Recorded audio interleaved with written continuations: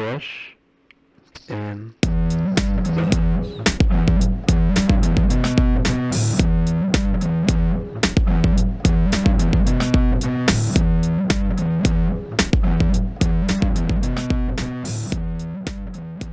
All right, welcome back to another episode of Fresh and Buds. I'm your host, Tommy Fresh, and you are all of my buds, and joined once again by a great bud. We have Kale from DeadSummer Art, our lore aficionado, likes to join us around every set release, and we got Outsiders coming out here in less than a month, and actually maybe about a month at this point when you're listening to this, but how you doing, buddy?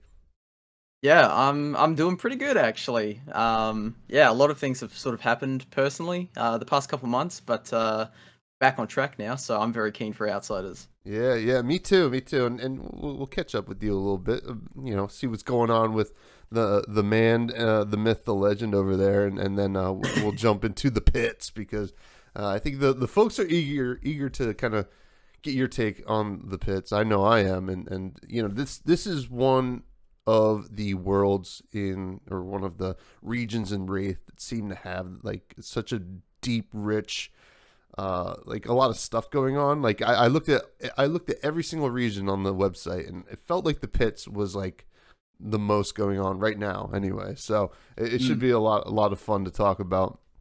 But before we do that, I do want to give a shout out to the Patreon, which you can all find in the show notes. Helps keep the lights on, the mics hot.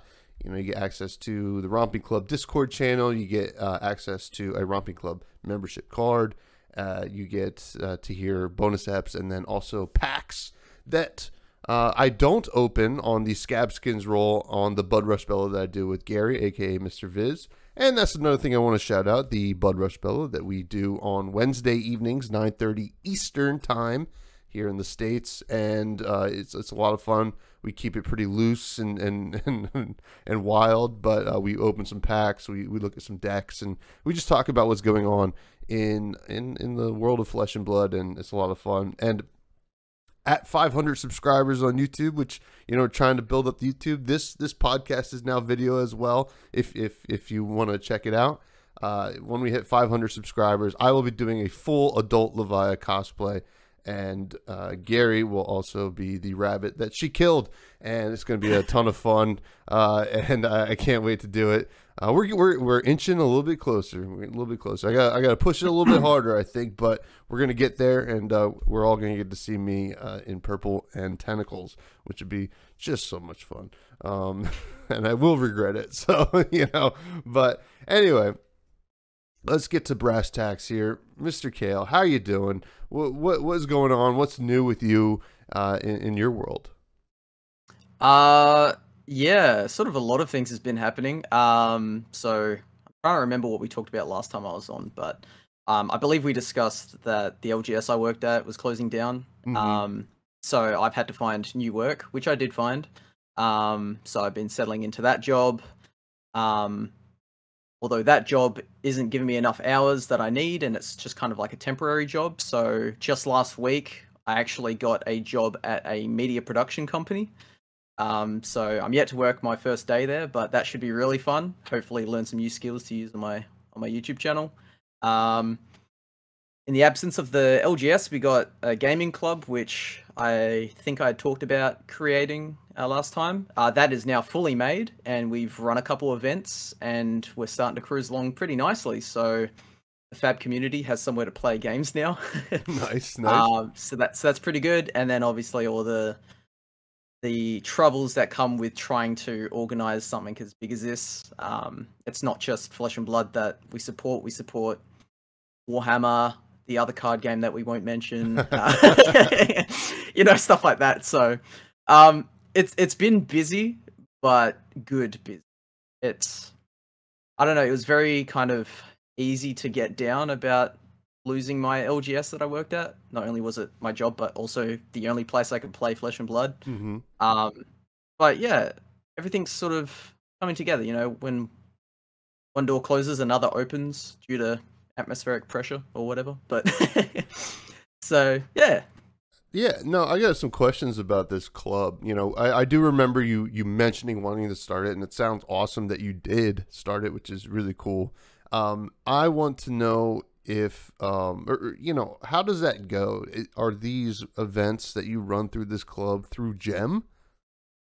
Yeah, so I had a lot of troubles trying to make it official whenever we run Flesh and Blood events. So for those who don't know, um, LSS has a system called Gem, which is basically their tournament software. If you want to run any event officially, you have to do it through that. That way they can keep sort of stats on how you're doing as a store, who's attending, yada yada. That's also how you get armory kits and whatnot with extra prizes. I tried to work something out through LSS and tried to pull some strings to try and gain access to the armory kits myself. They weren't having any of it. I tried all my all my contacts and whatnot. Being a content creator, I thought maybe that would help, but unfortunately not. But I did work out a workaround. So there is a town not too far from my town. It's maybe about a 45-minute drive. It's much smaller, but there's a store there that's kind of an LGS. They don't really have space to play games, but they do sell like card games and board games. I managed to partner up with the owner, and to run our Flesh and Blood events, we're actually using his Gem account. So we're essentially running the events under his store, but through the club. Sure. It's kind of a weird way that we do it, but that way he essentially gets access to the armory kits, and then he passes them through to us. So we're basically just running events on his behalf because he doesn't want to have to organize events and whatnot. He just wants to run the store as is, which is perfectly fine. And I'm like, all right, I'll take control of all the events, so you don't have to worry about it. You just have to do X, Y, and Z. Just order in product whenever we need it. You know, I'll message you if we have any problems, and that's how we've been doing it. So, yeah, we should start getting access to armory kits very soon. That's very cool. Now, so you mentioned that the store does not really have the space. So you are running these events elsewhere, right? Yeah. Yeah. What kind of venues are you using, or is it the same one, or are you guys switching up? It's like, oh, this week we're going here, this week we're going there. So I ran around town over the past couple of months looking for different venues. And the best one that we managed to get, at least for card gaming, is just our local library. They have like a really big meeting room with like aircon, TV, projector, you know, everything you could ever need. And because we are a not-for-profit organization, we are actually allowed to hire it out completely free of charge. So I managed to snag every Friday night at our local library, play card games. And I've got that booked out for the rest of the year. So, yeah, that's pretty good. That's pretty awesome. And, you know, I'm a big library fan over here. And, you know, here in the States, I wish people appreciated it a little bit more. You know, it's like, get that library card, because it does matter, because this is a little PSA. If you have a library card, it looks like you have active members, and it's easier to get funding. Just so you know. And then, but that's really cool. So how many folks are playing Flesh and Blood at this club? So our community has always fluctuated in size just due to a lot of the members being older and more mature, having families, work, etc. We have a very dedicated core that we've had for a good couple years now. I'd say there's probably like 4 to 5 of us that is always at an event. Sure. But we have had events go up to, I think, about 10 players before, which is pretty good considering that our town is like fairly small, and the gaming community has been sort of fractured for a long time, where it's been very hard to try pull people in. But yeah, so not too many people, but we've had a lot of people come and go through the gaming group. So yeah, we do have the capability of getting up there in numbers, but it's just a matter of trying to keep people playing and making sure that, you know, they can find time in whatever schedules they've got going on. So yeah, absolutely. And you know, that core group, though, the core 4 or 5 is always good, right? Because then you could always fire. Yeah. Fire the event, yeah. and and do it. But you know, it obviously always room for growth. And I get the small town thing. Yeah, I live in New Jersey, and we have a lot of stores, and you know, unless you're like in the really busy areas, those stores get the most folks playing. And my store, you know, is probably around the same. Like we get a good to 6 to 8, you know, people playing every week, which is great. Always room for growth. We'd love to see it. Now, if there's anybody listening in your area and are interested in getting involved in this group, how could they find it? So our group is called Great Southern Tabletop Gaming. It sort of focuses on the Great Southern region, which in my neck of the woods, that includes a couple towns and whatnot. We are based mostly in Albany, though. Just Facebook, Instagram. We do have a Discord server as well. Just have a look around on Facebook, or you can go to the LGS that's closing down. It's about to close down, actually. It closes down in about a week from now. You can go to their Facebook page, Elandriel Games, and there'll be links pointing you towards us as well. The owner, who was my old boss, kind enough to sort of help me out with getting promotion out there and letting people know what's going on. So yeah, if you want to get involved, Great Southern Tabletop Gaming. Yeah, folks. If you're in that area, please check it out. You know, more bodies and seats playing games is a positive thing. So now let's talk about content. What's going on with content for you lately? Unfortunately, it's been a little bit stagnant since Dynasty. Obviously, just due to everything I'd been talking about, but I feel like the wind had I hadn't really got wind in my sails lately, up until just recently. So content had been not really worked on for a little bit, but I've been hard at work getting a bunch of videos out there. So I really wanted to go back and remaster my very first video, which was just an overall look at Wraith and whatnot. But when I made that video initially, that was in January of 2020. So it was a couple months after Welcome to Wraith came out. So we didn't have that much information. In fact, we had pretty much no information on like the pits, metrics, Volcor, and the monastery. So I felt like it was time to go back, and I've learnt a lot content creation wise. I feel like I can really make the video better. So I went back and I had written up a huge script. I was going to go through and do a very deep dive on like all the regions, talk about the culture of each region and the locations and the different types of people and animals. And then I realized that if I were to make it one video, it'd probably be about 2 hours long. So I decided to split it up into multiple videos, and I'm going to be trickle feeding that out over the coming weeks. So it'll start off with just an overall view on Wraith in general and a bit about the world, and then after that it will go through and there will be a video for each region, so one for Solana, one for Aria, etc, etc. And I'm just going to dive real deep and hard into those and get every bit of lore I can and put it out there. So I definitely want to be the comprehensive guide to lore for Flesh and Blood. I see my channel as kind of like almost like a Netflix type deal, where you can just be like, hey, I want to learn about this, and then you go search it on my channel and it's there. That's kind of what I'm aiming for, like a comprehensive library. Yeah, and you know, I think that's pretty important to be out there, right? You know, I think a lot of folks, as they get into the game, they're gonna be curious, right? And you know, we gotta have something out there just on regular YouTube, not just Flesh and Blood, you know, their website, but like, you know, someone who is taking those words on the website and in the lore book and kind of, you know, putting them in this frame that is great for new players and new people just interested in the game in general. So I'm excited for it. Now I'm looking at your screen right now, and I see the lore book up behind you, and I also see your last spoiler, the yes, book, as they say, Anelza Sutcliffe. Now, you must be excited about doing a spoiler video for this release, right? Yes, it's gonna be quite different. I'll just put it out there now.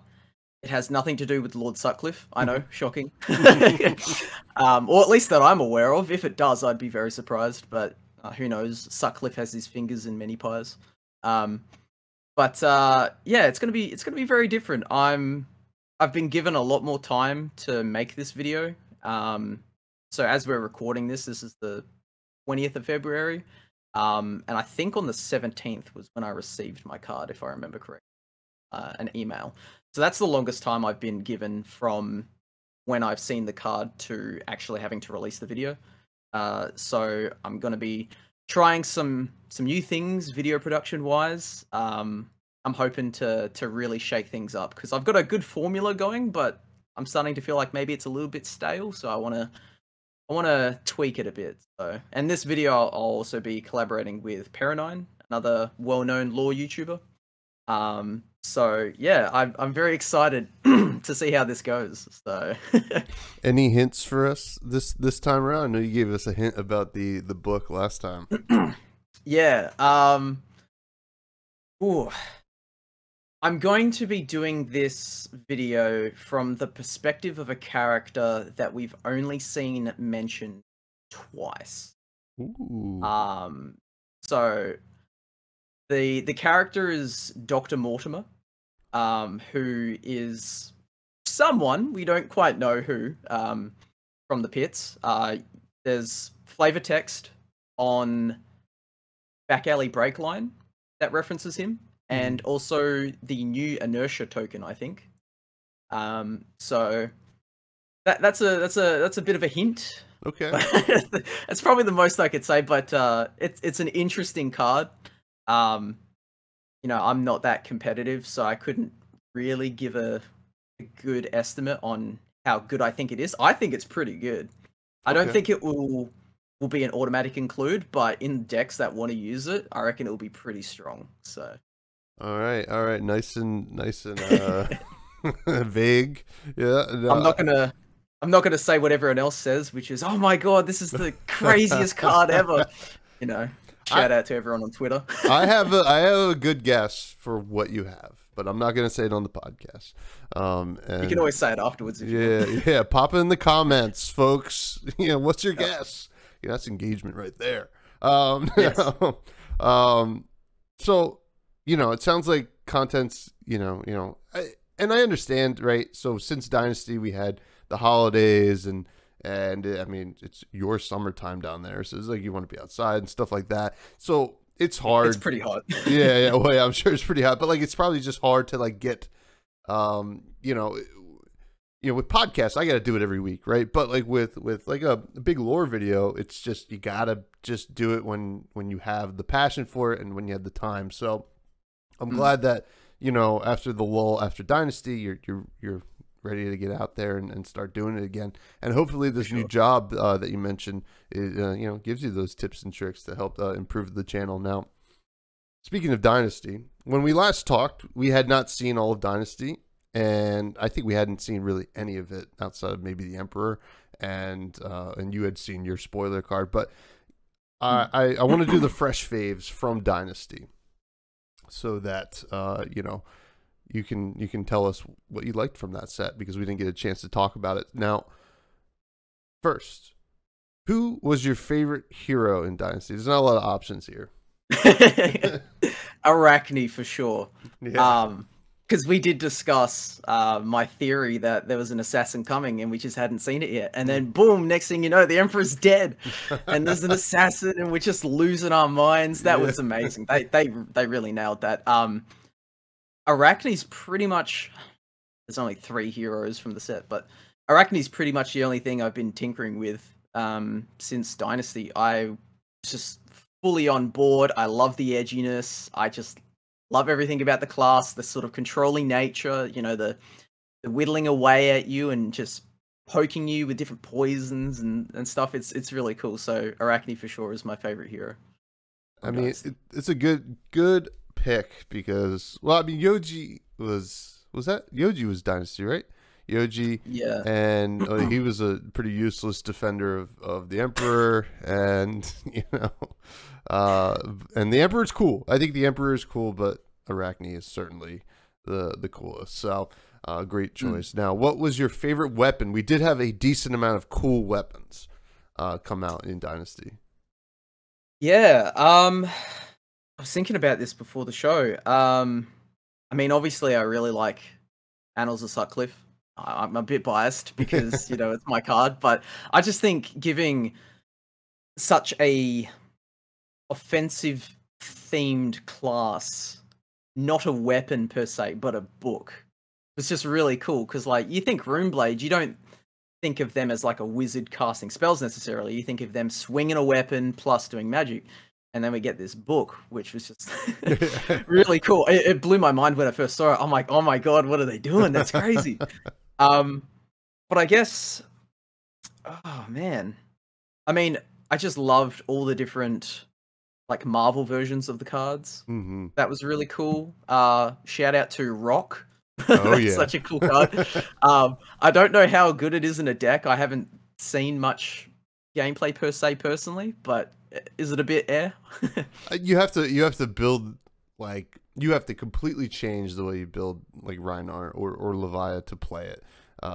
Or even I guess KO, but you need to find ways to be able to attack with it, and if not, you might as well play any other weapon. Yeah. And also I quite like Quicksilver daggers. I think not only do they look really cool, but that's quite a unique sort of style of card where you can kind of bounce go again off of other things to give go again to the daggers and whatnot. So yeah, I'd probably say if I really had to pick one, I'd have to pick the boring answer, which is Annals of Sutcliffe. But outside of that, I don't know, maybe Rock. Rock is pretty cool. Rock is cool. You know, that's you know, hey, I can't blame you for taking the Annals of Sutcliffe. But Rock is one of those cards that I think it's gonna. Well, it's kind of funny. Like Pet Rock, it's gonna be everybody's pet weapon for a very long time. Yeah, like for sure. anytime new brute stuff comes out, it's like, does it work with Rock? But we will see. Now, which was your favorite equipment from the set? Favorite equipment. So I really like the assassin equipment, specifically Black Tech Whisperers. I still haven't got my hands on a copy, just due to financial situation and the fact that it's kind of expensive. But I've been making do without it. I would actually say, and this will probably surprise a lot of people because I don't think anyone's using it, Celestial Kimono. Okay. Which is the Illusionist chess piece.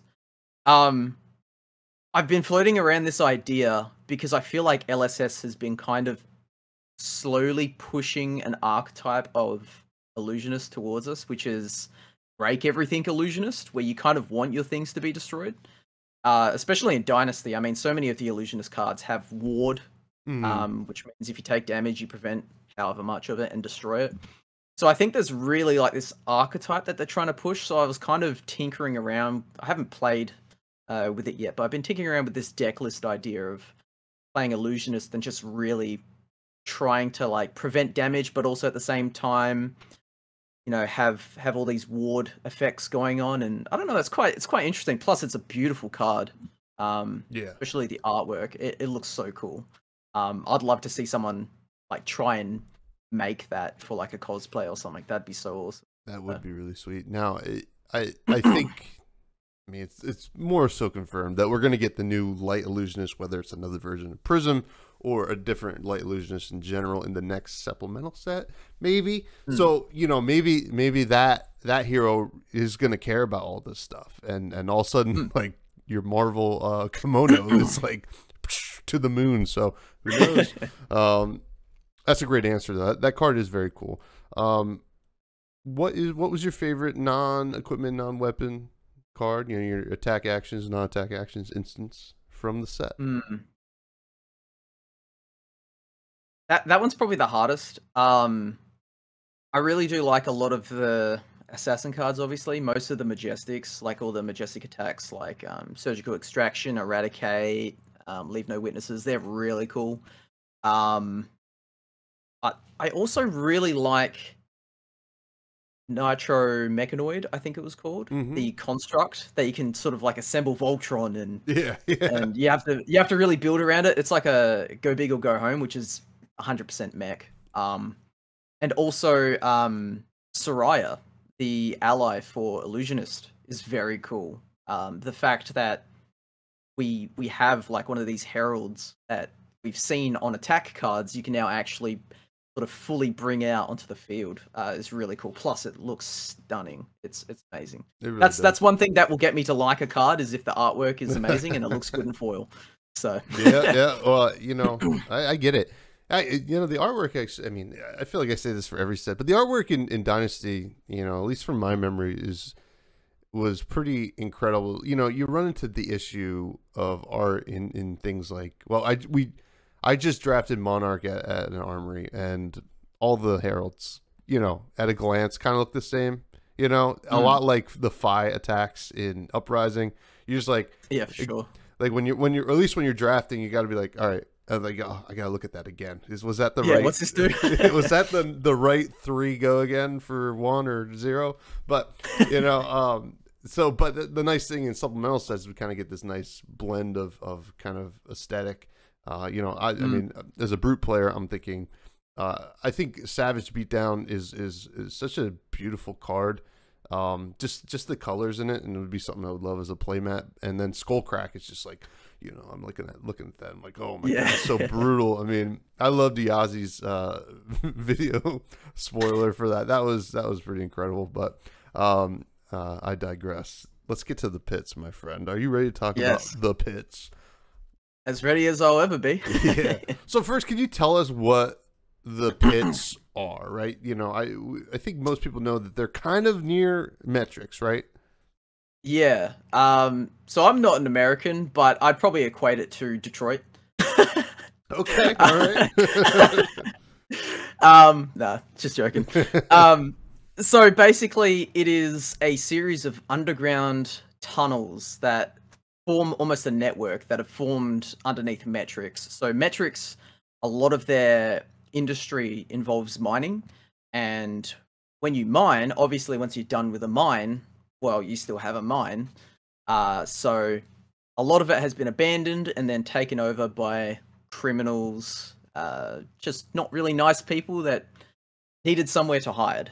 And it's become sort of a thriving underground black market type area where, you know, if you're a criminal, it will be a very good place and a very bad place at the same time for you to be. You'll be able to hide out, but at the same time, everyone else is just like you and will stab you at a moment's notice. So, that's the overall sort of vibe of the pits. Is criminal underworld. How I describe it in 2 words. Yeah, and it kind of initially reminded me, not exactly of Detroit, but like if you ever watched Futurama, there was always the old New York that was underground where all the mutants lived. Yeah, exactly. So, you know, that's very much what the pits is to me, which is kind of fun because like you get to see all the, you know, you get like, you know, up on the surface at metrics or whatever, everything's, you know, peachy keen, you know, Dash is doing her thing or whatever, and then you get down, you get to see the real interesting folks, you know, which is a lot of fun. Now, there's, you know, I kind of went through the Flesh and Blood website, the pit section. I figured it would be nice to kind of just go through what they're talking about here, right? So first of all, they mentioned the mall. Now, this is the entrance to the pits slash the metrics from the pits. Yeah, so from what I understand, it's basically, I guess they call it the mall because, like many mines that you might see nowadays, it's kind of like a very subtle sort of gradient where there's almost like steps. So as you were to go down in, say, like a vehicle in a real mine, it sort of slowly spirals down. So there's a few sort of entrances to the pits, but the mall is basically kind of like the main one. So if you want to get in and out, that's definitely the way to go about it. So oftentimes they'll use like old mining elevators to get down, but I'm sure there's plenty of other tunnels where you can probably walk it. So, not that it would be very pleasant, but yeah. Yeah, and I mean, they really paint a picture with this mall. It seems to be some kind of like the moment you walk, or the moment Dorothy sees like color for the first time in Wizard of Oz, right? It's like stark differences, right? You enter the mall and it's just totally different. Now, you know, they also mentions like, well, what's going on down in the pits? There's a lot of different kinds of vocations, I guess you would call them, jobs, or just different flavors of criminality. The first one they talk about is smugglers. You know, what are they smuggling in the pits? Well, the main thing that I guess real life smugglers do is drugs. Illegal goods, things that people have stolen from metrics. It's just if you need something or someone moved without other people looking at you, that's what the smugglers will do. So I'm pretty certain that they could easily smuggle almost like human traffic people as well. I'm sure there's a lot of that going on just because it's not a nice place. But I think we actually do catch a glimpse of some smugglers in the card called Cadaverous Contraband, which was from Arcane Rising. I think that actually depicts some smugglers. So there is kind of like a water system that goes through the pits. So you'll see that a lot of people will be using boats to sort of move about a lot of the tunnels.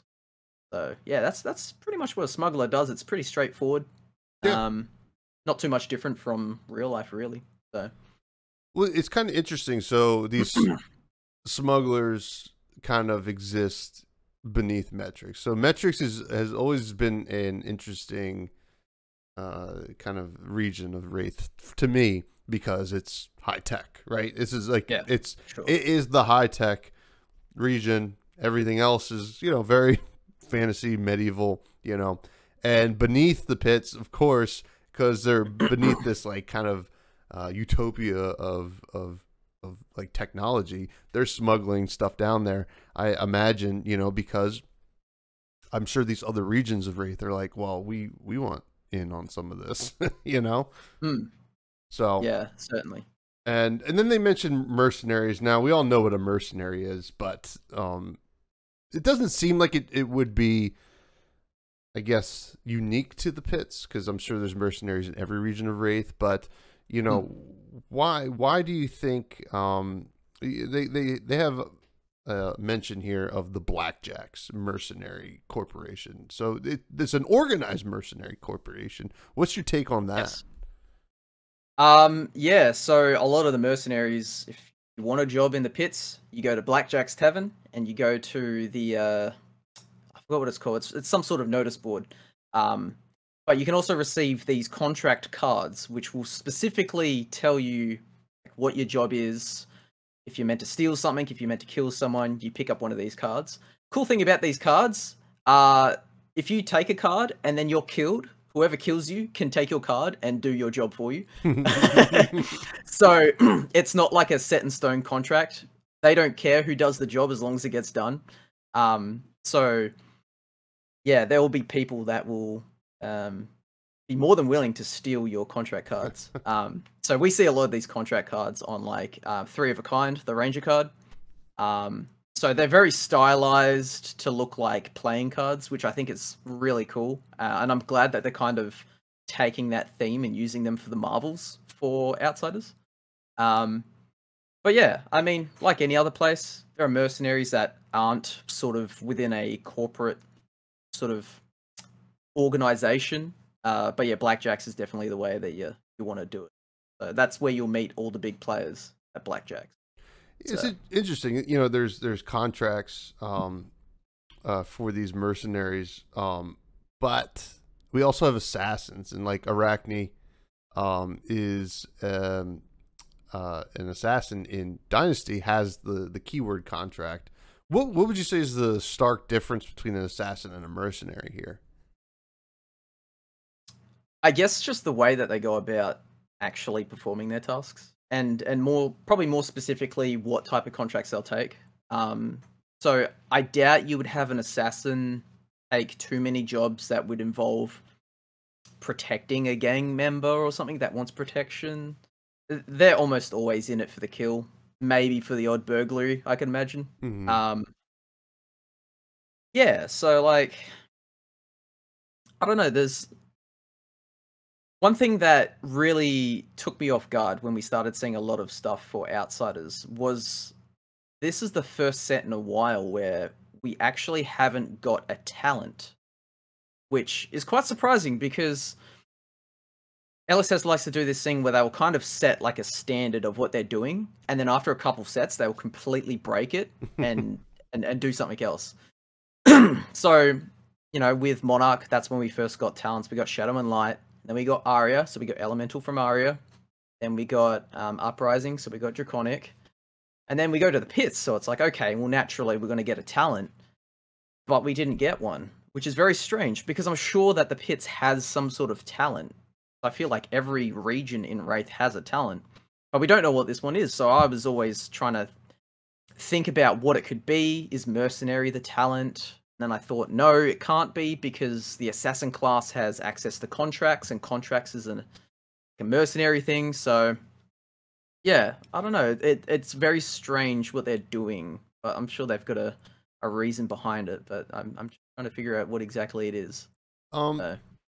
I've seen some kind of rumors, not rumors, or just like kind of theories about what the talent is. So first, we got the stealth, like rules text, which is like stealth is nothing, right? Just things care about stealth. So, yeah, you know, there's a lot of kind of like, well, maybe that's kind of the talent, right? Stealth is the talent, but it's not printed on the card. But like, you know, they're not really going to be able to be.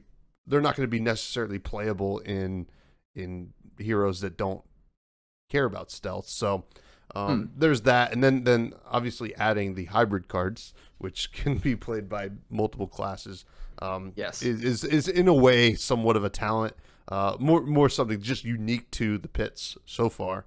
I'm sure it will not be the last time we see it, depending on how the limited format goes. But yeah, that would be my take initially. Yeah, I don't know. It's very strange. I had all these ideas for what it could be. I'm like, is it criminal? But the pits is a very, it's a cultural mixing pot in a way. Just because there's people from all over Wraith that will come to do business specifically in the pits, just because it's lawless. They can get away with doing shady things. They can hire certain people like assassins to do their dirty work. So yeah, trying to find something that is uniquely pits to turn into a talent. Honestly, out of all the regions in Wraith that I've tried to speculate a talent for, the pits has always been the hardest one for me. So. Yeah, I had hoped like poison or something like that, or some kind of you know plague like talent, which would have been neat. But you know, hey, you know, gonna trust the process here with LSS and hope that this makes sense. And sure, it's also servicing underrepresented, non-talented heroes or classes. So, you know, for sure. So there's that as well. So we'll see. You know, we'll reserve our judgment, and then hopefully we see some kind of talent in the pits next time we visit it. Now, yeah, we did have a Christmas article in December, obviously, about a alchemist, and it seems to be a lot of potions and some crazy stuff going on with alchemy happening in the pits. Can you talk a little bit about that? Yeah, so honestly, when we saw the shitty Xmas present playmat, and we know her name now, Lena Bell, who is confirmed to be an alchemist. Whether or not we'll get her as a hero is another thing. I honestly thought we were going to see alchemists in the pit, but apparently not. But yeah, as you said, potions, tinctures, concoctions, anything that they can sort of brew up is the alchemist's cup of tea. They also seem to be kind of related in a way to a lot of the diseases and chemical runoff that you'll find in the pits. So things like blood rot pox, frailty, inertia, all those diseases, they do seem to have an affinity for. At least some of the sort of alchemist type characters that you'll see in the pits. So I would really love to see an alchemist, but obviously we're not going to see it just yet. We might see it in the next set. I don't know if they're going to do like a supplemental set kind of still based in the pits. I think they're doing 2 standalone sets and then a supplemental set now, so we'll probably end up going to Metrics next. But yeah, alchemists, really cool. Yeah, all about brewing up stuff. Yeah. Well, my bet is probably PvE, right? Alchemist kind of makes sense for that. Kind of, you know, giving people potions and, you know, all this different stuff. And it also kind of feels like the Alchemist is also a little bit, because they even in the article, it says apothecary, which is a drugstore, pharmacy. It's like almost like a little bit of a drug dealer, maybe in the pits. But, you know, hey, listen, no judgment here. Now, there's quite a bit of gangs in the pits, which is kind of cool, right? I would love for when we visit the pits again that we kind of get like a gangs of New York, gangs of the pit kind of thing kind of going on. So some of the gangs here are the freak shows, the torched, the numbskulls, the jawbreakers, and the blockheads. And also I want to say I thought that the blockheads was going to be a brute in this set. What's going on with these gangs? Are they kind of like having a territory war over the pits here? Yeah, they're definitely territorial. Sometimes like they'll oftentimes do their own thing, but if other people get in their way, they'll start getting involved. They are also present to an extent in Metrics itself. In Dash's backstory, there is sort of a run-in that her and Ricky have with some gangers. So Metrics and the pits are almost one and the same, in my opinion. That the pits is almost just like a district of Metrics, I find. So a lot of the stuff you'll find in the pits is same as what you'll find in Metrics, just a lot more prevalent. If it's in Metrics, you'll find that it will be a lot more underground. A lot of the corporations and whatnot will do shady things sort of in the shadows, but in the pits, it's a lot more out in the open. We've seen images to an extent of some of the gang members and what they can look like. We saw some examples of that in the lore book, which I got behind me. Demolition Crew, we see some gangers in the artwork for that. And then obviously in some of the key art for Outsiders, the card Wreck Havoc. I'm pretty certain that's probably depicting maybe a member from Torched, just because they love blowing things up. Yeah. And that definitely seems like that character's vibe. So, yeah, there's a lot more gangs than what is listed on the website. There was a gang, I'm not sure if it's listed here. I don't think so, but there was a gang that had mechanical arms in Azalea's backstory. Oh. So yeah, there's a lot more to the gangs than what we sort of know from a first glance, but they're definitely out and about trying to do their thing. But like any gang, they don't have an extraordinary amount of power. Mm-hmm. But yeah, they're definitely weird and wacky down. Yeah. Now here's a question about these gangs. Do you think that the gangs would be limited to a class, or do you think any class could be in a gang? It doesn't matter. Like, let's say Torched was a gang that's featured in the next time we see the pits. Does it have to be some kind of pyromancer or a wizard, or can it be? Can we get a brute torch that like loves fire? Is that something that would make sense, or do you think that a lot of these are kind of like, only a certain kind of class can be in the gang? I think any class could probably be in a gang. There's probably some that less so, like illusionist and wizard maybe, but pretty much any of the martial classes you could easily make a case for. I mean, we've already got a ranger in the pits, so could be a ranger in there. Brutes make perfect sense for like the blockheads. I guess ninjas and the numbskulls. The numbskulls. I'm sure they love to play around with that. Oh my god. Yeah. I mean, now that you mention it, maybe the talent for the pits could be ganger.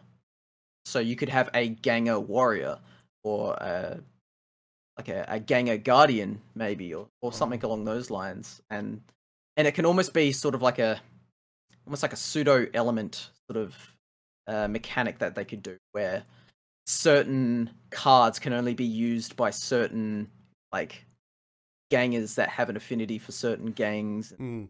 Yeah, I definitely think, just due to the nature, as I said before, of the pits being a cultural mixing pot, you could I could easily see any class sort of being in a gang for sure. So. Yeah. Now we talked about Blackjack's Tavern, but we didn't mention Greenbird. Now Greenbird is the mysterious head of the tavern. What do you know about Greenbird? This is kind of like a big mention of a big character that we haven't really seen yet.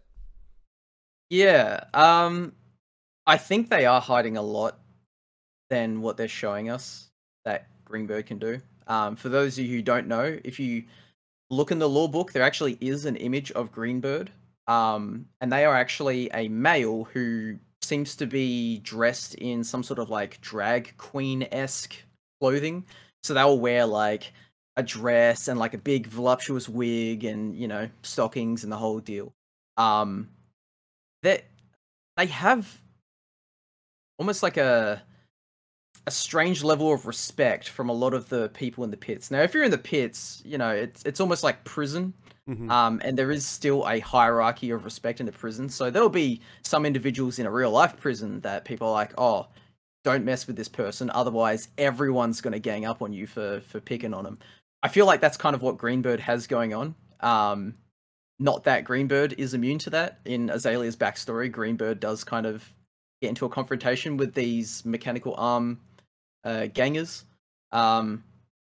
But yeah, I don't know. They're just such an interesting person because they seem really nice in a way, yet still stern, almost like your typical bartender, because that's kind of what they are. But at the same time, they have this level of respect from some of the most violent and depraved individuals on Wraith. So it's like, you know, it's almost like I don't know. It's just like a prison where everyone's just like, oh, we love Betty, the old security guard. We'll never pick on her, and if anyone picks on her, we'll kill you.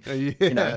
You know, it's like, why are these prisoners sort of defending someone that is not like them? But yeah, I don't know. They're very interesting. I quite like Greenbird. In fact, for a custom card competition that I did for Kitchen Table TCG a while back, like a year or so ago, he had a competition. I made a mentor card for Ranger, which was Greenbird. Oh. So I had like a whole mechanic thing that I had come up with if Ranger got a mentor, because obviously mentors take up your arsenal slot and Rangers need that. So I tried to, you know, do a mechanic around that. So yeah, I quite like Greenbird. They're a very interesting person. We are getting some blitz decks. I think an Azalea one, so maybe that could happen, right? I don't know. There's no confirmation. We haven't had mentors in a while. Yeah. So last time we did was the classic battles, and then before that it was Monarch. So oh yeah, that's an area I really want them to dive into more as mentors. Yeah, really they're very cool mechanically. Now so there's mention of the spider, which is kind of the assassin kind of network, and we kind of already got some hints towards that with Arachne. You know, kind of the huntsman spider and all that obviously kind of ties into that.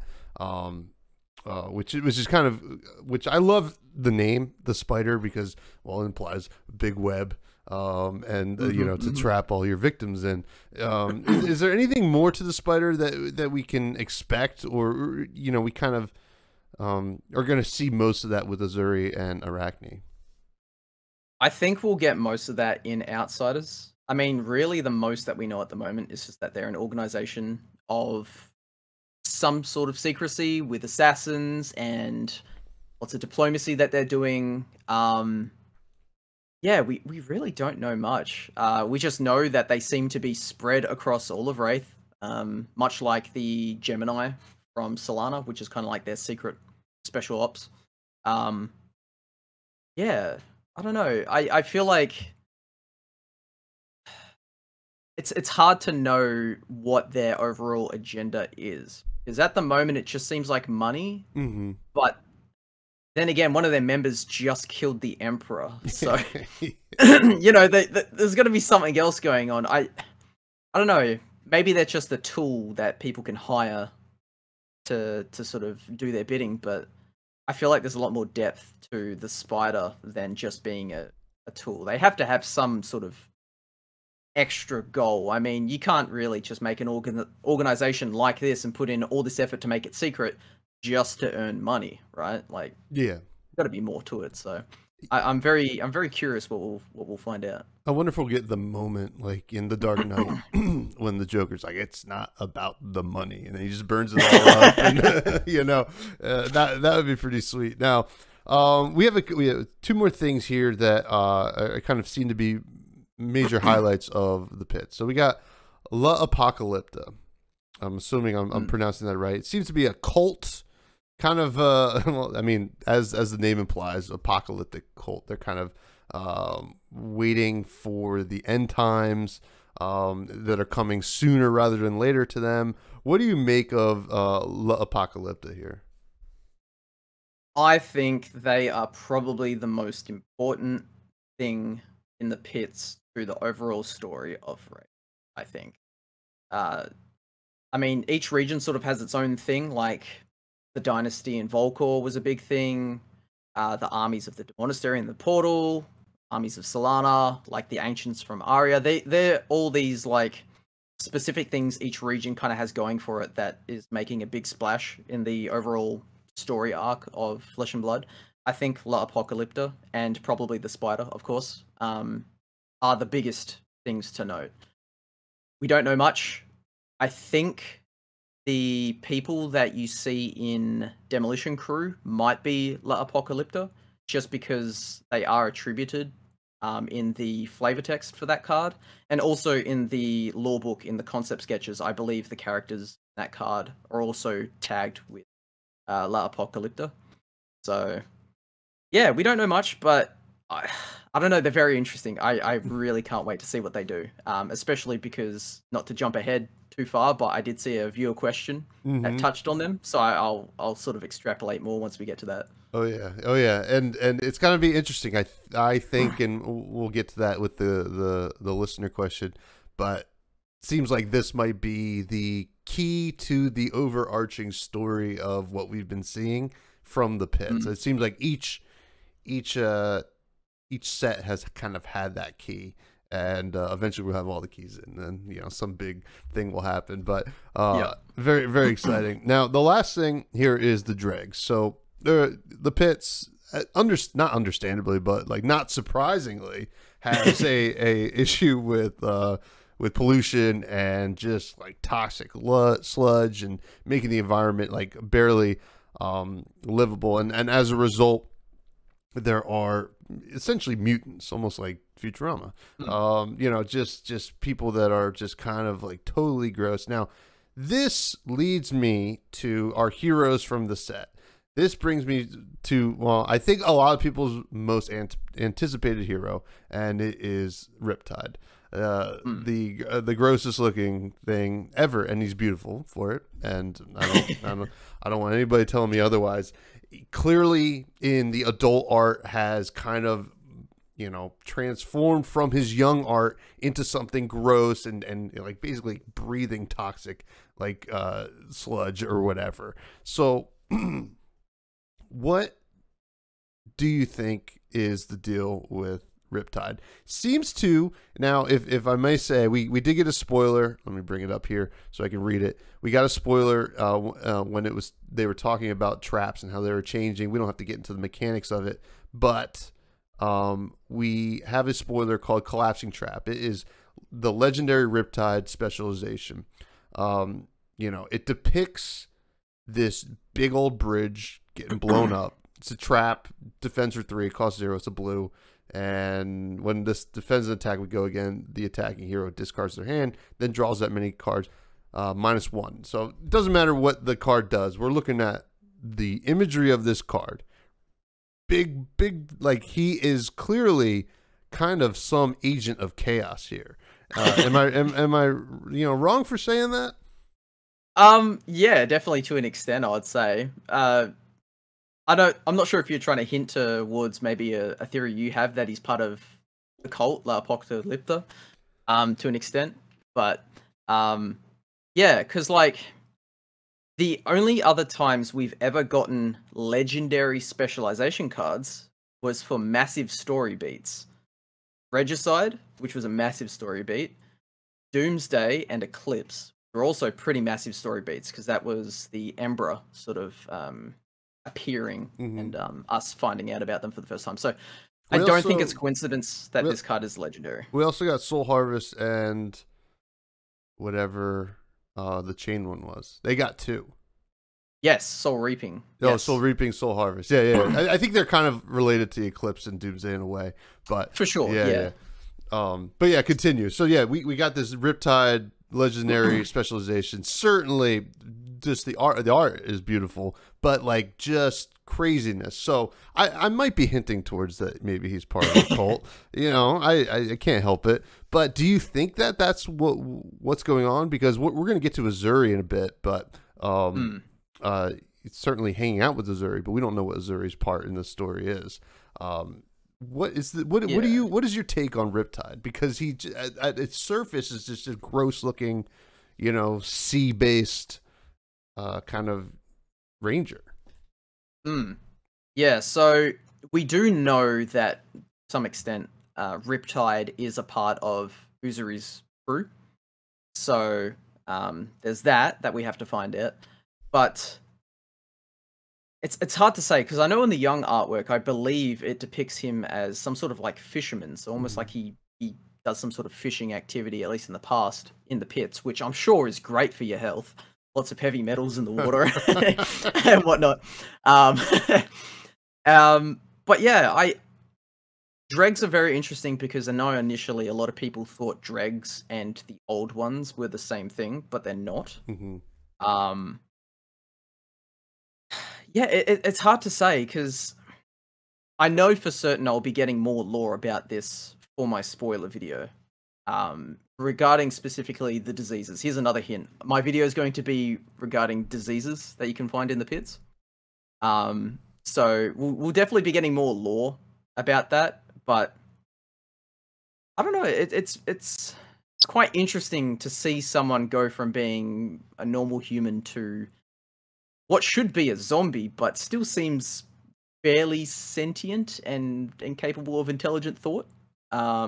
I mean, especially if Uzuri has sort of brought him into her midst. Like, he has to have some sort of intelligence to him. I don't think you could probably bring a zombie into your midst and hope that he'll do the work you want him to.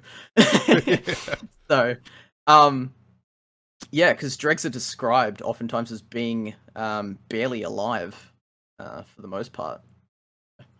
Yeah, we'll have to wait and see exactly what his story is, but yeah, I can't imagine his health is in the best condition, but maybe it's for the best. Maybe it's made him more tanky and resilient against certain things, although his health on his hero card probably says otherwise because he has less health than Azalea. But yeah, so... Yeah, I'm hoping that that's not just flavor and that he also wants or has like something that makes him stronger, because he just very cool, just aesthetically. You know, big hulking guy. It looks like a brute, whatever. You know, it's not a brute, but you know, he does have a bow. Now, I think the big question on everybody's mind when it comes to Riptide is, in his adult art, he has a human like hooked, like on an anchor. But he also has a bow. We saw the token bow that's going to be for limited. Are we going to get majestic weapons again in a draft set, do you think? I would hope so. I think it would make sense that we got, at least for this set, because we've got 3 classes but 6 heroes. So if you do in a draft pull one of these majestic weapons, you're not stuck with one hero. You can choose the hero of that class. I would hope so, because I mean, Riptide's holding this huge anchor, which looks like a weapon, and he also has sort of like a harpoon that I'm seeing as well. So yeah, I would really like to. I quite like majestic tier equipment and weapons, just because they can really push sort of like an interesting design space on the abilities. But yeah, I couldn't say for certain if it's good or not for draft. I'm not really that knowledgeable, I guess, on the balance of the game, but hey, I want them. So especially Marvel versions of them. Could you imagine Marvel in the current style with like the cards the contract cards. That'd be really cool. So Oh man, a Marvel anchor or harpoon, whatever he gets. I think a melee ranger. oh I think we so desperately need a ranger that doesn't use a bow, and this could be our chance, Kale. I mean, I think what's the card called? Death Touch, whatever that card was called. It was a promo that got spoiled. That was an assassin ranger hybrid, yeah. Mm-hmm. And it's not an arrow. So you know, a physical ranger attack card. Like what is going on? Yeah, that card's very cool, and you know, obviously shows more of that plague kind of things, wearing the old school plague mask, which is very neat. Now, Azuri is here now and I think a lot of people have talked about it, but in the young art for Azuri, we have the Mysteria border, and then in the old art, we have the Pits border. Certainly, and you mentioned this earlier, and I wonder if that's what you were hinting at, but you mentioned human trafficking. Do you think that Azuri came to the Pits against her will, or do you think that she was escaping something in Mysteria? Now that you say that, I'm actually going to go back and just read this little blurb, which I think is pretty important. So, for the Outsider's reveal, they write, however, not all things start out as they become.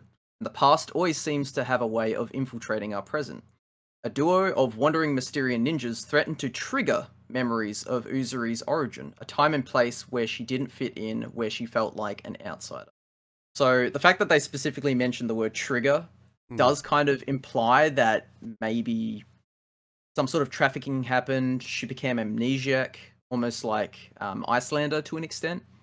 I could definitely see that angle working, where she was maybe stolen away for some reason because her prowess as a ninja in Mysteria, or just assassin-like techniques, was very important, and people probably snatched her away and took her to become, essentially, I think she is kind of the leader. No, she's not the leader of the Spider. It says here she is a Spider operative assassin and ringleader of a band of misfits. That includes Arachne and Riptide. So it doesn't seem like she's the leader. So she does seem kind of higher ranking though. But I definitely think her story is going to be one of the main sort of story beats for Outsiders for sure.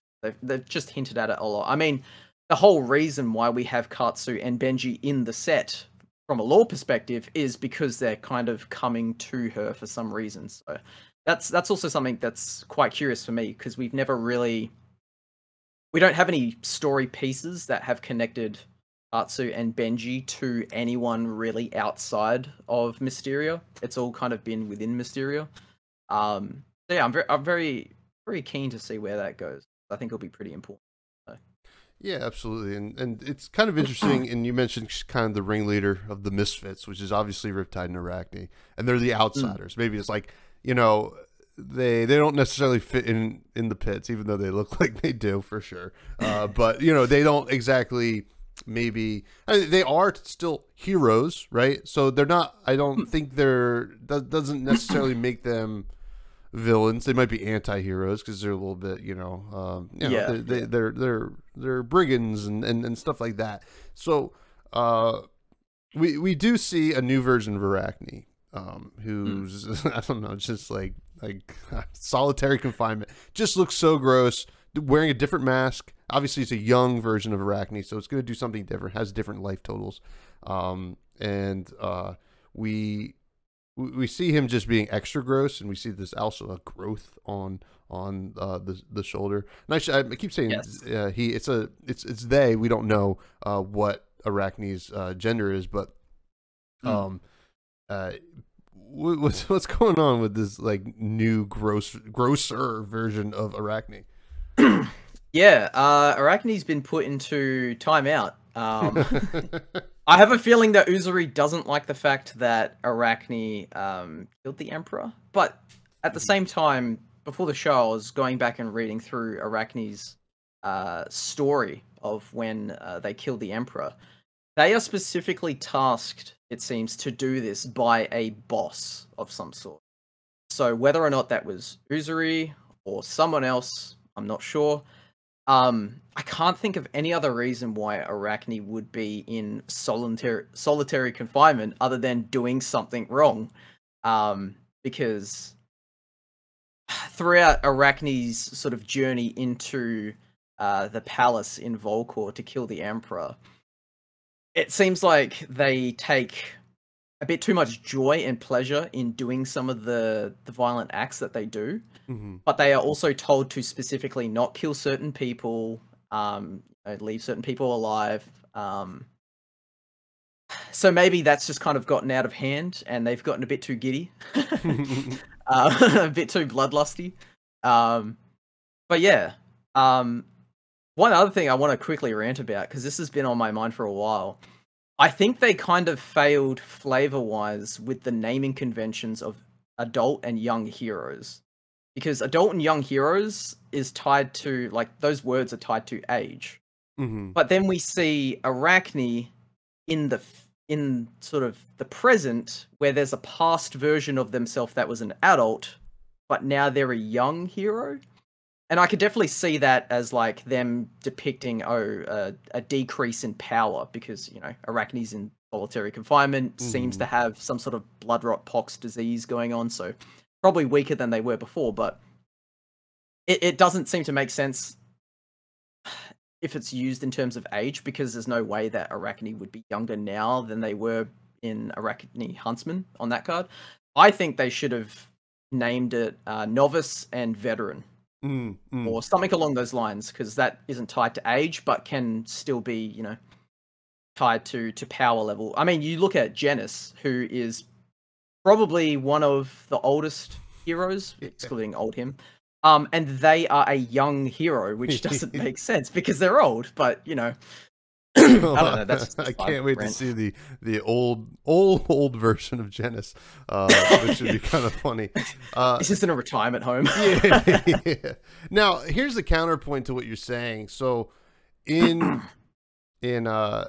this new Arachne solitary confinement, maybe it truly is a young and just kind of a flashback of kind of his origin story, a different version of him, maybe before he even gets to regular young Arachne.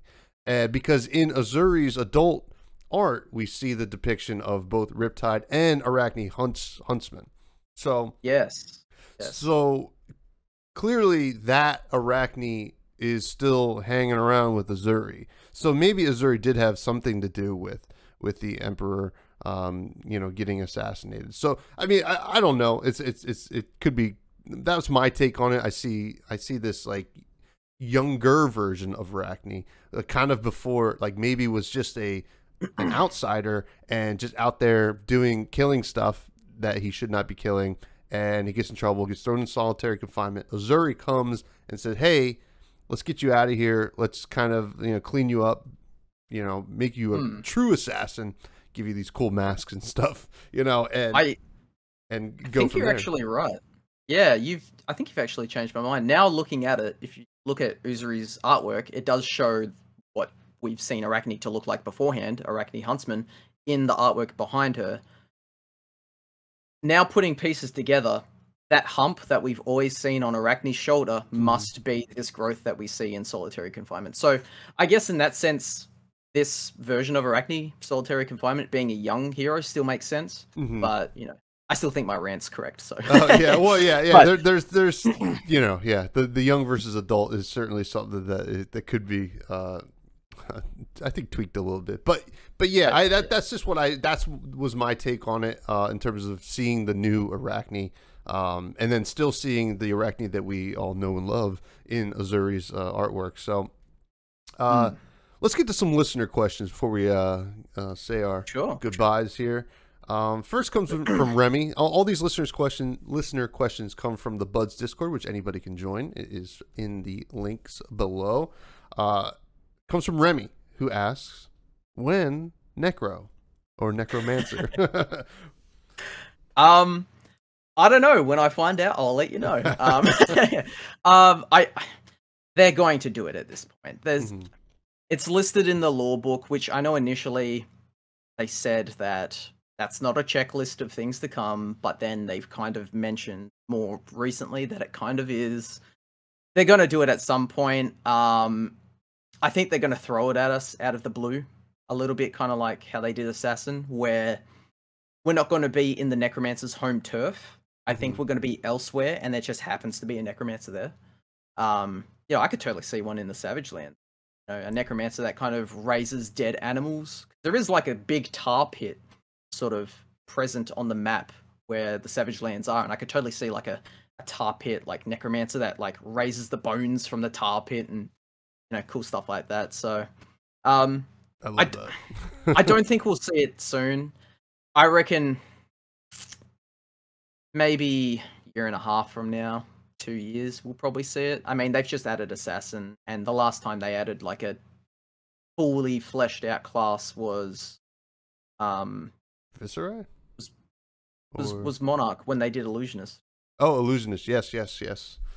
Yeah. So, and the time between Monarch and Dynasty, about a year and a half. Yeah. So I could see them introducing a new class in about a year and a half. I mean, they've added things like Shapeshifter and Bard, but they're not fully fleshed out classes. They're just a hero and a card, and that's it. Yeah, I'd say in about a year and a half, I reckon. That's my estimate. It's a good. But yeah, I'm very keen to see it too. Yeah. I think a lot of folks are. Now, Greg Big Dick Jones asked, which hero? He asks this question every episode. Which hero are you taking in a fist fight? I am for sure taking Prism and Janus. Okay, all right. Yeah, I guess to give a bit of explanation. So I did look through a bunch of the heroes. I was really just looking at the ones that probably don't have any physical prowess. Because if we're doing a fist fight, no weapons. Yeah, it's just bare knuckle boxing, you know. Yeah. And not that I think I'm an amazing fighter or anything, because I'm probably not. But I am a blue belt in Japanese Jiu-Jitsu, so I feel like I've got some strategy. And yeah, I was just having a look through all the heroes.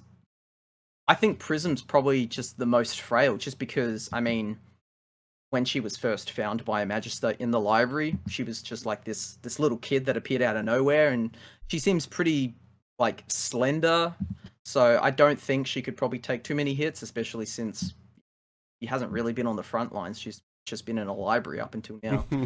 And then Janus, I mean, he's just old. I mean, I feel like he could probably take a few punches, but I mean, with all his baggy clothing and everything he's got on him, you'll probably slow him down. You know, I was looking at other heroes, but, you know, I was looking at Benji just because he's a child, but he's a ninja. You know, he'd be really good. They're pretty good. You know? Yeah, quick too.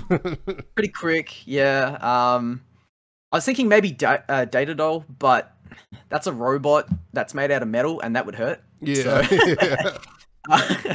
So, yeah, just looking through the rest, like, maybe Lexi, but she seems kind of, like, fit. Maybe Shiana, because she's more of a diplomat. That's really it. I'd put my bets on probably Prism and then maybe Janus second. Well, as long as your punches are 6 power or more, Prism should be exactly. Yeah. Now, this is the question that we alluded to earlier. This is from Salty Sea Cat, who asks, La Apocalypta, since they are found all around Wraith, do you think their mission is to wake all the Aesirs? Also, could Arachne have been paid by them to kill the Emperor? So, this question, I'd never thought of the fact that La Apocalypta was as important as I think they are now. And I didn't consider the fact that there might be people purposely trying to wake up the Aesirs. Because we do know that the Disciples of Pain, which is Chain's group, is specifically trying to stop that. And they're shown as the bad guys, and they're trying to stop the Aesirs. So it's like, are the Aesirs good? Are they bad? We've kind of seen that they're a little bit manipulative with the Emperor, sort of directly communing with the Aesir of Fire. And then that Aesir being particularly upset once the Emperor is killed. There's actually like this roar that happens when Dromire enters the sort of the chambers of the Emperor and finds him dead. There's like a almost like a dragon roar. So it definitely seems possible that this cult, which does sort of have or is attributed to a lot of the bad things that happen in Wraith, could be trying to wake the Aesirs because they are some sort of apocalyptic force that will... I feel like if anyone's trying to cause this much havoc on Wraith, they're trying to wipe the slate clean. I don't think they're doing it just because, haha, we're evil, we want everyone to die.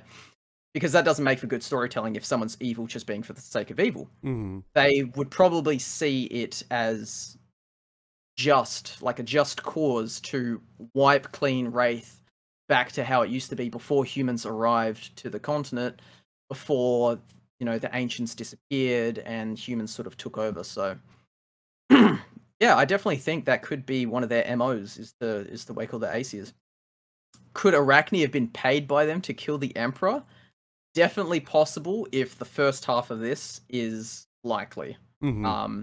I don't think maybe necessarily Arachne was contacted. Maybe Uzuri was contacted, seeing as they're kind of the one that seems to be in control of Arachne and Riptide. Or maybe they just contacted the spider specifically. Who knows? There's a lot of things that we could throw out and make guesses on, but I definitely think it is likely that they have a hand in the killing of the Emperor. We do know from the story of when Dromai sort of goes to find the Emperor dead, that it flashes back to her reading through notes that she had from the spy master Zathari, who was kind of like a one of the Drakai, that was sort of, at the time, sort of manipulating Dromai. And the notes that he had does talk about, and I'll bring it up here so I don't get it wrong, because I did specifically find it. So one of the things that she finds was the scheming Izu and loyal Ashoni, two great Drakai houses locked in a deadly game of power and usurpation. The Alshoni defending stability and dynasty against dangerous Izu aspirations. A trail of missives exchanged through the pits, prices paid in coin and blood. That implies that some of the Drakai have been in contact with people from the pits, and who do you go to in the pits that if you want stuff done, specifically killing of people for usurpation? The spider. So, you know, it all sort of ties in together. So I definitely think everything in that question is very likely. I can't confirm whether or not that would be true, but I'd obviously, you know, place my bets on it. So good question, very good question. Yeah, it's an interesting theory too. You know, something with the name Apocalyptus needs to kind of come into place somehow. So we'll see how it does. This is a question from Sigma. I'm gonna read it. So he wants to know kind of where we think the mechanologist as a class is going to be when we actually reach metrics, because we don't see a lot of mech stuff outside of Arcane Rising and just supplemental sets. Is it going to be, you know, a talent? You know, I know sometimes there are people who are talking about talents. What is the mechanologist? What's the state of mechanologist when we reach metrics? Yeah, so it's been kind of, I think, confirmed, but also at the same time, James White has kind of dodged the question a little bit, so it hasn't been like 100% set in stone. I am pretty certain mechanologist is a talent, and I think metrics specifically is special as a region because so far, I mean, the pits is kind of a side thing to this, an exception. Each region has gotten its own talent. I think metrics has 3 talents. I think mechanologist is 1. So I don't think they're... Because each region as well kind of not only has a talent that is specifically unique to them, but each region also kind of has a class that, whilst not unique to them, is kind of its signature thing. So, for example, the first heroes that we saw from each of the regions is kind of that region's like signature class. So, Warrior for Solana, Runeblade for Demonastery.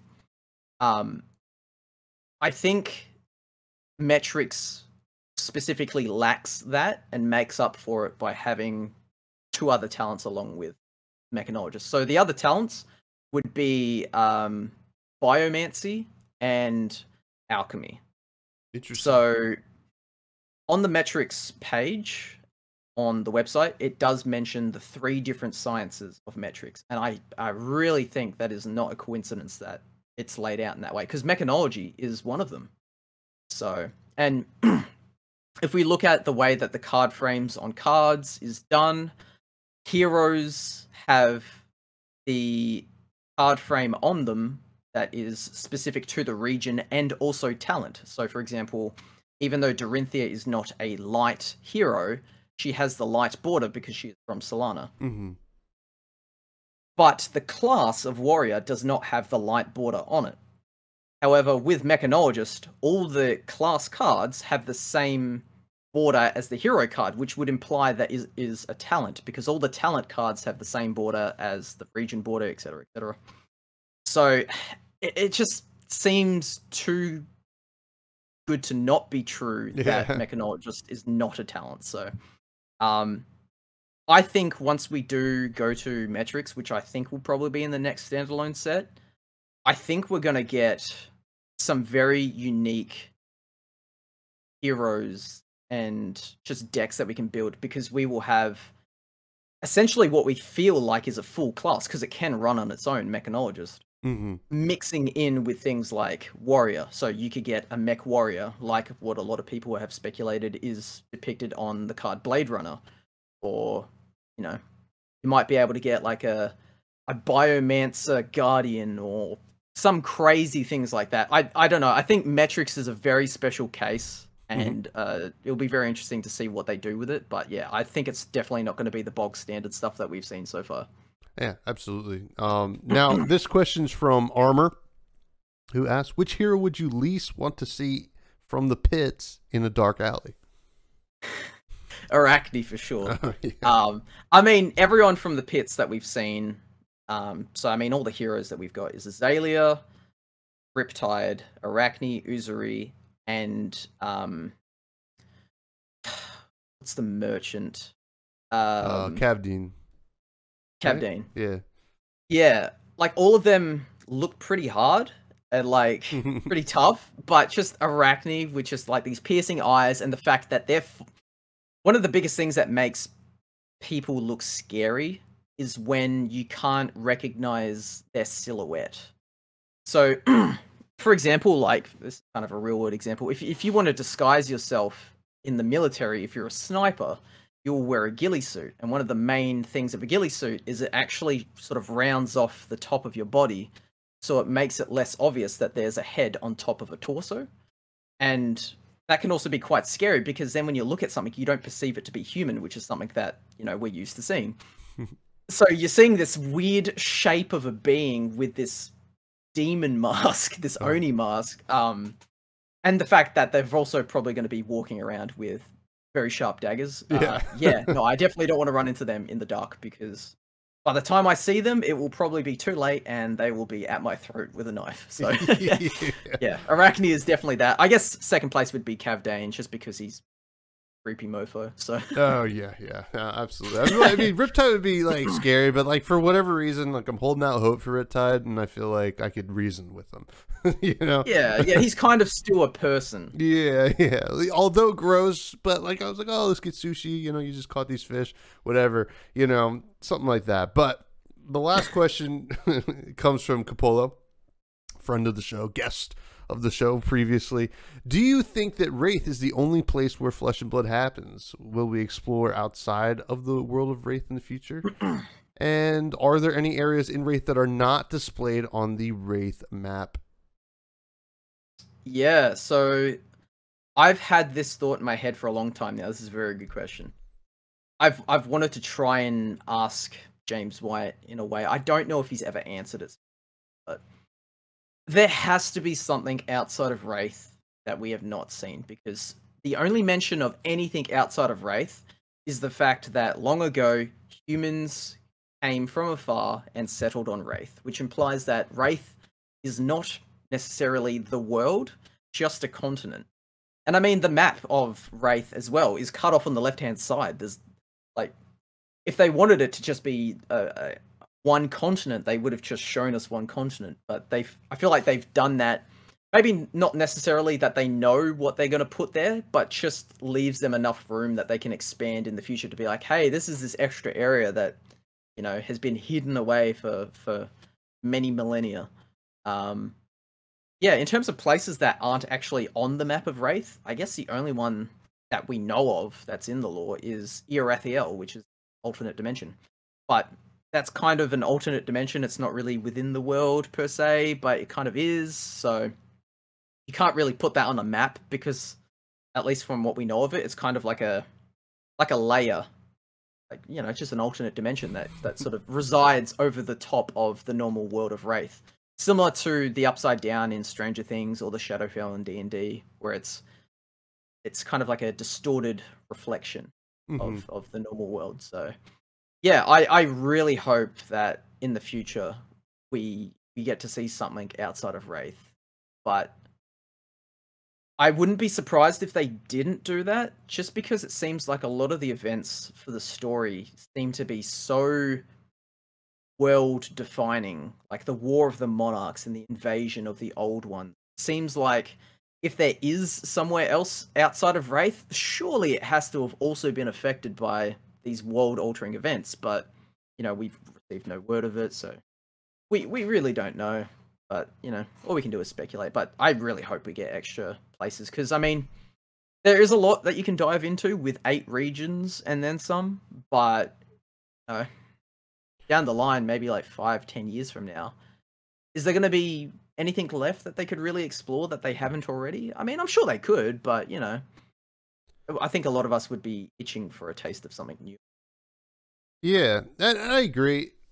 My thoughts on it are, I look at it, I'm sure that whatever amount of time, whether it's like 5 years or 10 years, I think if I was LSS, I would look at Wraith as, all right, this is going to be one overarching story that we're going to explore over a set amount of years, 5, 10, whatever. And then when we have to come to a conclusion. The story has to end, right, at some point. And well, we can't just stop making the game when the story ends. We have to start a new story. You know, it's probably too simple and too literal, but you know, maybe we explore that next region, and that the first set is welcome to whatever, you know, Yeah. and then you start a whole new story. I think that would be an interesting way to approach it, you know, and you could still have familiar faces kind of visit from old regions, or just kind of focus on the new ones. So yeah, it'd be interesting. I think eventually they're going to have to leave Wraith, right? It's just like you said, there's only so much you can do, you know, in one region. So we'll see. We'll see. Yeah, sure. I mean, the word Wraith itself is actually an anagram for Earth. Yeah. Which kind of implies that Wraith itself is all of the world, but you know, it just seems like they have to kind of go somewhere. What would be really cool and out there would be if they went to the moon. And that probably sounds really wild, but in fantasy settings, you know, things like Final Fantasy, people have gone to the moon. It's kind of like an extra area dimension. You know, I don't know. Yeah. That's probably way out there, but I don't know. I was, as soon as you said it was an anagram for Earth, I started thinking about what are they going to call, like, I was thinking of some anagram for what the hell, Mars or something like that. SRAM. SRAM, yeah. Rams. Welcome to Rams. Welcome to Rams. Oh man, but hey, Kale, this was a blast, as it always is when you come on. This is a great time. Always love your insights into the world of lore, and I know the listeners enjoyed it as well. If you could please plug anything you'd like to plug, and thank you. Yeah, as per usual, if you don't know already by now, what are you doing? But YouTube, Twitter, DeadSummer Art. You have a Discord channel for Eternal Oracles, which is like a lore Discord. It's been sort of quiet lately, and I'd like to get it pumping again. So by all means, jump in there. Need some new people, have some discussions about lore, whatever you want. Yeah, that's sort of all my plugs. Expect a bunch of videos coming in the near future. It'll take a while to sort of make this stockpile of videos, but I'm hoping once I start producing all these videos discussing specifically each of the regions, I can sort of trickle feed them out. So every 2 weeks or so, you get a new video, and that gives me enough time to work on the others as those ones are being uploaded and scheduled. So yeah, expect a lot of new things from me this year. I'm very, more so than ever, very determined to like really push myself and produce more content. That's the biggest thing for me, is just content I want to do. And yeah. Well, it is all excellent content, and I definitely encourage any bud out there to check it out if you haven't already. I hope most of you have. Now, you can continue to find me on Twitter at FreshBudsPod. Subscribe to the YouTube, trying to get those sub numbers up. Give it the old like and comment. All that stuff is very much appreciated. Check out the Buds Discord, which anyone is free to join. It is in the show notes here. And Patreon, check out the Patreon. And I always like talking a little bit about food at the end of every episode. Kale, what is some food you want to talk about? What's something you've been enjoying lately? Well, with my current sort of temporary job, which is just pushing, I guess you Americans would call them shopping carts. I just push them in and out of the local shopping center. There is a bakery that is right next to the entrance. So every time I push a row of trolleys in, I just get a whiff of like fresh baked goods and like desserts and pies, and oh, it's fantastic. So, yeah, I really like. I'm a big sweet tooth person, Okay. so every time I'm walking past, I just see like a jam donut or like an apple pie or like a Danish or something, and I'm just like, oh, that's good. I don't know. Are you much of a sweet person? To be honest, I'm not, but donuts are one of the things that I really like. I'm like, oh, I see a donut or smell a donut, I'm like, I need one of these. Maybe I should have been a cop or something like that. Oh no, it's probably that's reductive. I'm sorry. But we live near a Amish market. They come out to Jersey like once a week and open this market, and they have the most insane like donuts I've ever seen in my life, and they're so good. So I'm with you with a nice baked good there. Yeah, I'm very picky when it comes to donuts. I find a lot of the time, if you just get like a regular donut with like cinnamon sugar on it, it can oftentimes be a bit too dry, and it like absorbs all the moisture in your mouth, and then you're like choking on a donut and whatnot. So I always need them to be like nice, moist, light and fluffy where possible, not too dense.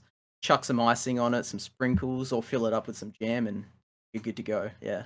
Oh, sounds good.